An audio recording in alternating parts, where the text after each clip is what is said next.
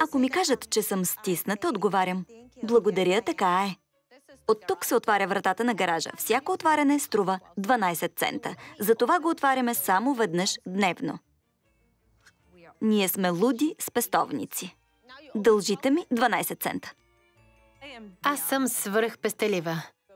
Искам цялата сватба да ми излезе с $750. Добре. А ако нещо е ефтино, се пазаря да стане още по-ефтино. Може ли да присипем това обратно в бутилката? Ако мога да спестя дори и пени, точно това правя. Когато включите ютията, тя хаби електричество. Тиганът върши същата работа. Получава се идеално. Боже мой, толкова е стиснат. За да си пестелив, трябва да си изобретателен. Много са красиви. На погребения се намират безплатни цветя. Ровенето в буклука е начин на живот. Първо изплаши плъховете. Иска ми се да сме малко по-пестеливи и малко по-нормални. Видях плъх. Това е нашата къща, по нея има още доста работа, която искам да се свърши ефтино. Искам да махна ето тази стена. Това е носеща стена. Не можеш да свършиш това сама. Мога и сама. $19. Какво толкова може да стане?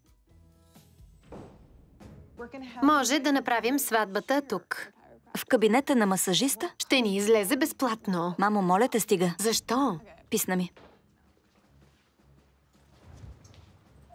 Къде отива? Това е заради теб. Това е абсурдно. Ти си абсурдна. Не ти се дават пари. Не. Направи го, за да останем заедно. Женени или просто заедно? Какво се страхуваш, че ще се случи? Не искам да стигнем до там, че ние да загубим всичко. Идва ми в повече. Писна ми да нямам право на мнение за собствената си сватба. Каквото и да стане утре, е само за ден. Не искам родителите на Шейн да видят как живее семейството ми.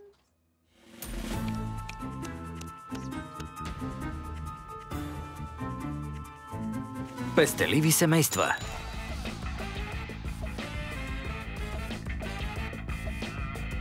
Семейство Тран. Вземи чантата. Хайде! Аз съм Розана Тран и съм кралицата на пестеливостта.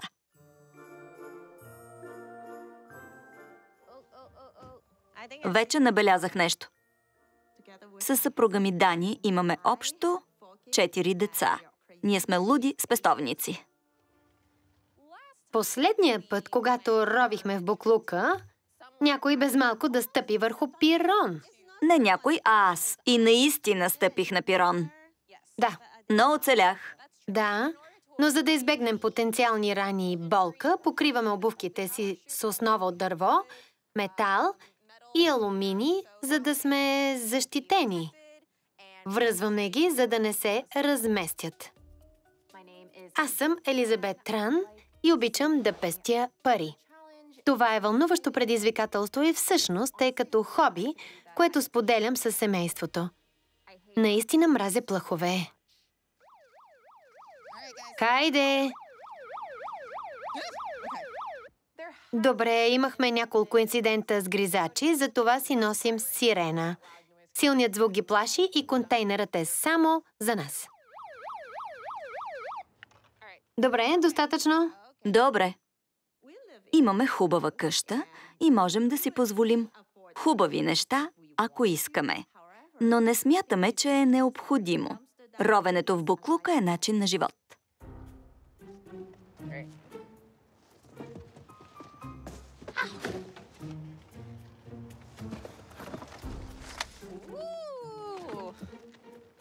Мамо, мисля, че ударихме джакпота. Отдели тези, които искаш, аз ще ги товаря. Да вземем тези двете, другите са твърде тежки. Добре. Защо някой би изхвърлил това? Дори все още е в опаковката си. Дай да ти помогна. Чакай. Родена съм в Хонг-Конг, но дойдох в Америка, когато бях на 19 години. Родителите ми изобщо не пестят. Харчеха пари за забавления като вечеря навън и дрехи и не им останаха никакви пари. Аз реших да водя пестелив живот. О, какво е това? Огромно е. Като дете малко се срамувах от пестеливостта на родителите си. Повечето деца в училище често получаваха нови дрехи или ученически пособия, а ние спестявахме от всеки молив. Но сега съм голяма и се гордея със семейството си и живота ни. Опаковам се добре. Чисто е. Или пък не. Видях плъх. Боже мой! С тези не мога да бягам. Мисля, че плъховете са отвратителни. Единственият сладък плъх е във филма на Дисни. Май вече не го виждам. Сигурна ли си? Да видим какво има тук. Виж колко е чисто и запазено. Не разбирам защо някой би го изхвърлил. Разбира се, малко е гнусно, но сред буклука сме откривали много ценни неща. Бижута, трофеи, мебели и какво ли още не. Какво е това? Може да станат на етажерка в офиса или пък да ги поставим така и имаме... Ето така. Имаме бюро. Откровенно мога да кажа, че сме спестили над 10 000 долара. Пакетчета майонеза? Как може да не си ги използват? Нямаме нужда от врата, нали? Да я извадим от тук и ще помислим за какво можем да я използваме. Хвана ли? Да, пусни я. Сигурна ли си? Да. Любимата ми част от ровенето в буклука е, когато видя стара вещ с голям потенциал. Дори да не знам за какво, има безброй възможности. Благодаря.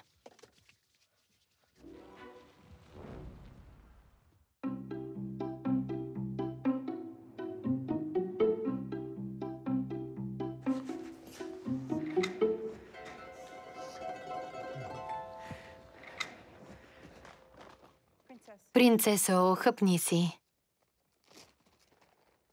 Да, наобиколиха ме. Имаме 3 кучета и котка. Козината им е гъста. Хайде, трябва ми още козина.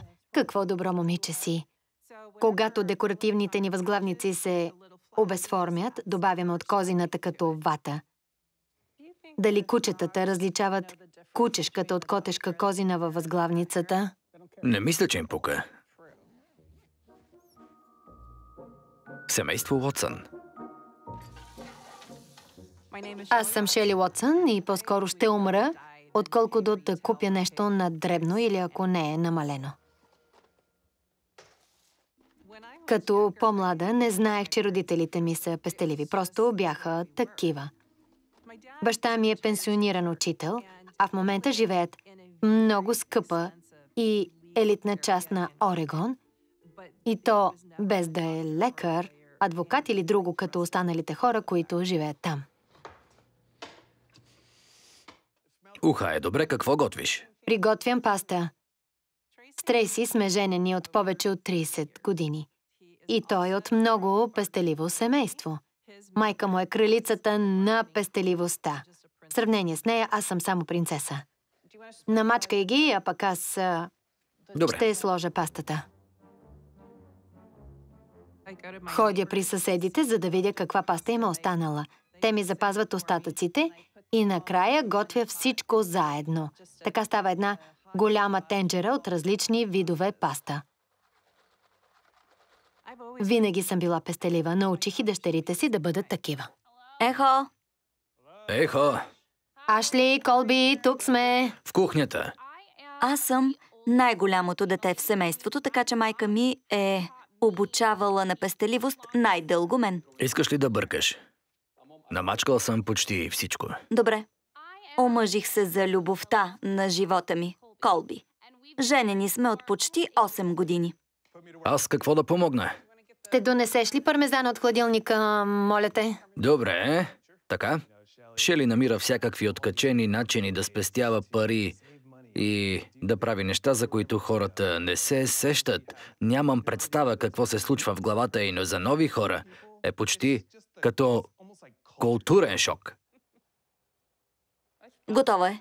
Така ли? Да ги отседим. Ще извадя това. Хайде. Внимавай. Добре. Мама и татко използват тази тенис ракета, откакто се помня. Наистина, не е проблем да купят гевгир за няколко долара, но и с ракетата става и за това я използват. Здравейте! В кухнята Здрасти. сме! Не забелязвам колко е стиснато семейството ми, докато не ги представя на приятелите си или на гаджето си. Майка ми прави странни неща. Знаете, че когато се къпете, падат косми. Майка ми си ги събира и с тях си прави кичури, за да не й се налага да ги купува. Здравейте! Здрасти! Как сте? Шейн е моят годеник. Бях притеснена да го представя на семейството си и му казах, знам, че това не е нормално, но те са такива... Шейн, ще ги вземеш ли? Родителите ми са сравнително стиснати, но сме 6 деца и нямаме голям избор. Но в сравнение с семейство Уотсън, дори не са близо до тях. Ако искате още доматен сос, сложете си кетчуп. Има също соев сос. Събрали сме и пармезан. Остана ни от пицата онзи ден. Ако поръчваме за вкъщи, винаги искаме всички добавки, които са склонни да ни дадат безплатно. Добре, Шейн, сипи си и не забравяй да запазиш фолиото на хартиената си чиния, защото няма да ги хвърляме. В Аризона често има суша и сметките ни за вода, а преди достигаха до $400. Затова се опитваме да не използваме миялната толкова често и това е причината да използваме фолио и хартиени чинии.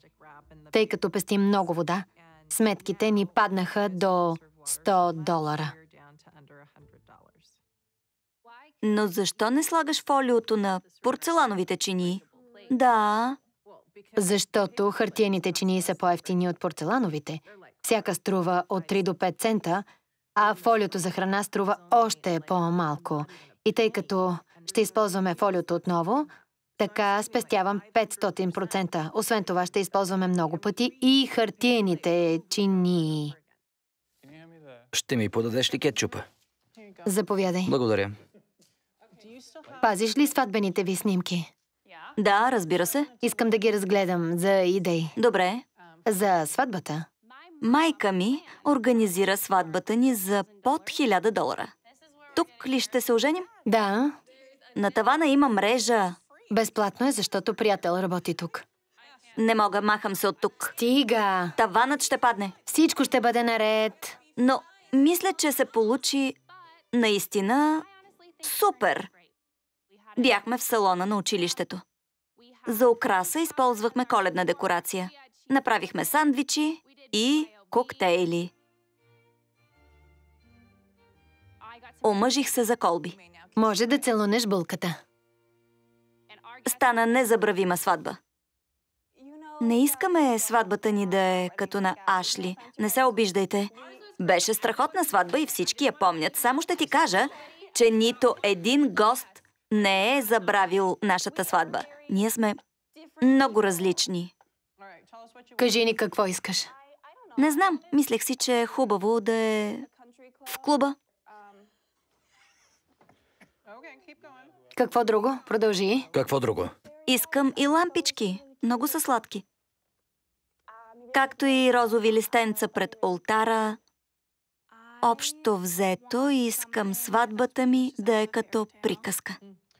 Да обсъдим бюджета и колко пари смятаме да отделим. Знаете ли какъв е бюджетът? Чух, че има бюджет, но предполагам, че няма да ми хареса. Знаеш колко дадохме за Ашли? $1000. Правилно. Искам да организирам твоята с по-малко.